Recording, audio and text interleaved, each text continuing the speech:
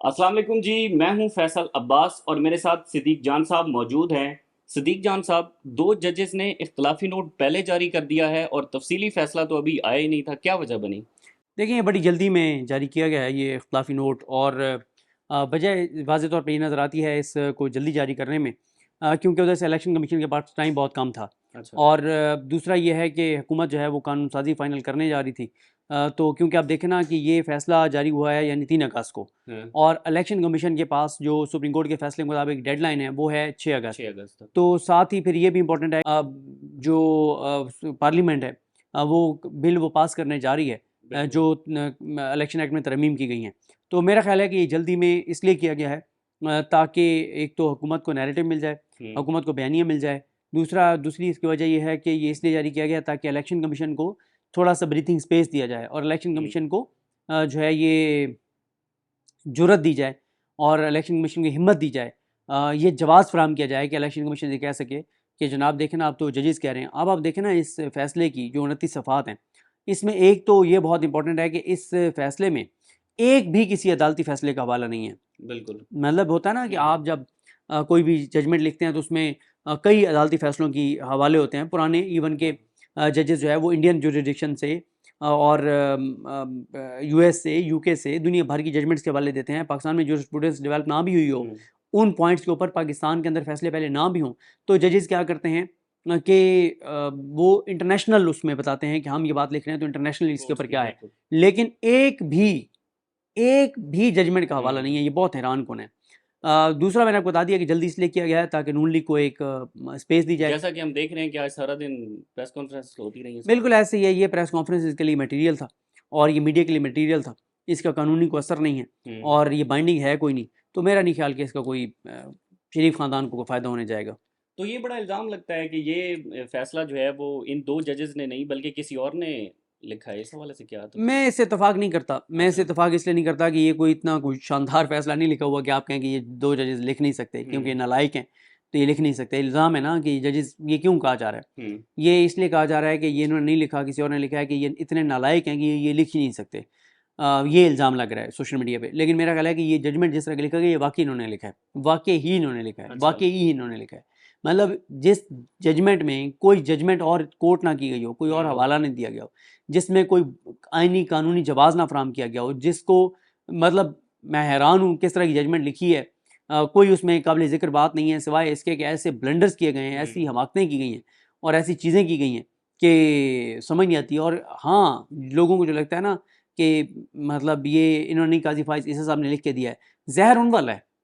वो रिमार्क्स तो वही हैं सारे। रिमा हाँ, बातें वही हैं, हम्म। उनके रिमार्क्स को उन्होंने जजमेंट का हिस्सा बना लिया है, जवाब फराहम कर दिया है। देखिए, अगर ये काज़ी साहब ने लिखा होता तो काज़ी साहब हमेशा जो है वो कोई भी काम करने के लिए ना दीनी हवाले ले आते हैं, कुरानी आयत के हवाले देते हैं, हदीस के हवाले हम्म। देते हैं, और इस तरह के हवाले देते हैं, और फिर वो उनसे गलती भी हो जाती है। देखें ना, अभी मुबारक सानी केस में उन्होंने जो हाँ, काम बिल्कुल। किया है, वो उन्होंने ज़्यादा बड़ी एक खुद को बड़ा जायज़ साबित करने के लिए एक ऐसा ब्लंडर किया जो उनके गले पड़ने जा रहा है। गले पड़ने से मुराद ये है कि कानूनी और आईनी तौर पर हम्म। ये जजमेंट एक न एक दिन सुप्रीम कोर्ट को वापस लेनी होगी, सुप्रीम अच्छा। कोर्ट को इसको चेंज करना होगा। ठीक अच्छा। है? और बेहतर यही है कि काज़ी साहब खुद इस पे सुमोटो लें, और इसको जब सुप्रीम कोर्ट के सामने कोई ऐसी जजमेंट आती है अपनी गलती, तो उसको सुधार लेना चाहिए। बार एसोसिएशन का एलामिया भी आया है इस बार हवाले से। एसोसिएशन का सब देखें, हम्म।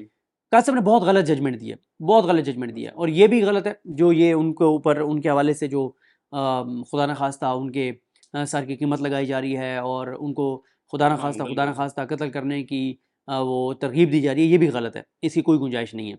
हाँ, ये ज़रूर है कि एक बार फिर उलमा को, हम्म। एक बार फिर पाकिस्तान के अंदर जो लोग हर्ट हुए हैं इस फैसले से, उनको दोबारा सुप्रीम कोर्ट से रुजू करना चाहिए, और सुप्रीम कोर्ट को कहना चाहिए कि आप अपनी गलती की तस्दीक करें, और काजी फ़ाइज़ ईसा साहब को बेहतर है कि वो इस बेंच में ना बैठें, और एक और को बेंच बनाएं हम्म। जो सुप्रीम कोर्ट के इस फैसले को चेंज करे, या काजी साहब फिर या तो बड़ापन दिखाएं और ख़ुद इस फैसले में गलती मान लें अपनी। देखें, हम्म। काजी साहब को गलती माननी पड़ेगी, काजी साहब को गलती माननी पड़ेगी, इसके अलावा कोई चारा नहीं है। उन्होंने जो इसमें हमाकत की है, जो हम्म। ब्लंडर किया है जजमेंट में, उसको बदलना होगा। देखें, जहाँ पे हम उन लोगों की मजम्मत कर रहे हैं जो काजी साहब को कत्ल करने की बात कर रहे हैं, बात कर कानून रहे हाथ हैं, में हाँ, लेने की बात बिल्कुल कर रहे हैं, बिल्कुल। जिसकी कोई किसी तरह का कोई जवाज़ नहीं है, हम्म। गलत है ये।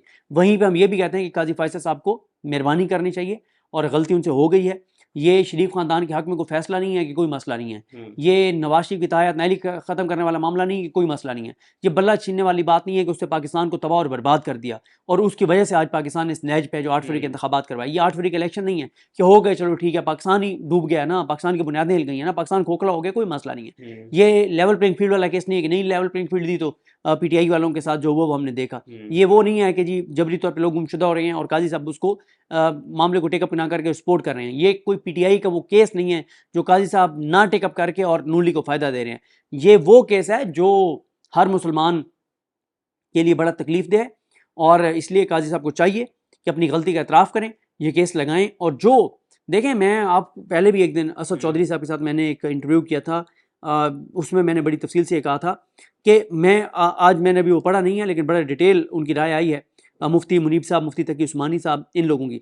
मैंने कहा था कि मैं तब इस जजमेंट को ठीक मानूंगा अगर मुफ्ती मुनीब साहब, मुफ्ती तकी उस्मानी साहब, तारुल कादरी साहब या दावत इस्लामी या शहनशाह नकवी साहब, अल्लामा राजा नासिर अब्बास साहब, साजिद नकवी साहब, हाफिज़ रियाज साहब, ये लोग जो हैं ये कह दें कि हाँ ये मतलब जजमेंट जमात इस्लामी की जो मजहबी उनकी एक टीम है जो इन चीज़ों को देखती है, वो यानी ये कह दें, 5-6 लोग बैठ के कह दें कि ये जजमेंट ठीक है मैं मान लूँगा, लेकिन किराए के मौलवी नहीं, सरकारी भर्ती हुए इस्लामी नज़रियाती कौंसिल में मौलवी नहीं, ये तो सरकारी भर्ती हुए मौलवी इस्लामी नज़रियाती कौंसिल वाले ये नहीं।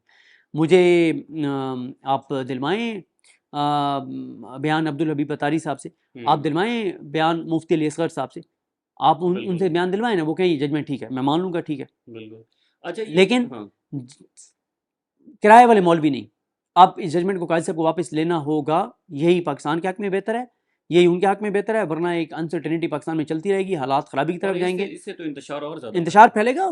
कानून देखें, मैं आपको बताऊँ, जो मर्जी हो जाए कानून हाथ में लेने की कोई गुंजाइश नहीं है, कुछ भी हो जाए कानून हाथ में लेने की कोई गुंजाइश नहीं है, जो मर्जी हो जाए। हाँ, आप आवाज़ बुलंद करें, आप बात करें, आप एहतजाज करें, आप एजिटेशन करें, और इसके लिए आपको डी चौक पे धरना देना पड़े, आपको फैजाबाद पे धरना देना पड़े, बिल्कुल दें। आपको पूरे पाकिस्तान की शाहराहें बंद करनी पड़े, बिल्कुल करें। हाँ। पूरे पाकिस्तान को जैम करना पड़े, करें। पूरे पाकिस्तान में हड़ताल करनी पड़े, करें। सुप्रीम कोर्ट के सामने आके बैठना पड़े, बैठें। कानून ये नहीं है कि आप कहें कि खुदा ना खास्ता कोई किसी और की जान ले ले, ये इजाजत नहीं है, इस चीज की कोई गुंजाइश नहीं है। लेकिन अगर टीएलपी, जेयूएफ सब लोग सराय पे एहतजाज हैं तो काजी साहब को अब ये बात माननी चाहिए कि उनसे गलती हुई और उस गलती को सुधारना चाहिए काजी साहब को। अच्छा, मखसूस नशिस्तों का जो फैसला है, सेम वही बातें जो नून लीग पार्लियामेंट के अंदर कर रही थी, वही बातें इस इख्तलाफी नोट में हैं, सेम वही बातें। मैं आपको बता रहा हूँ ना कि ये तो ऐसे भी लगता है कि एंड टाइम पे इसमें कुछ चेंजेस भी की गई हैं।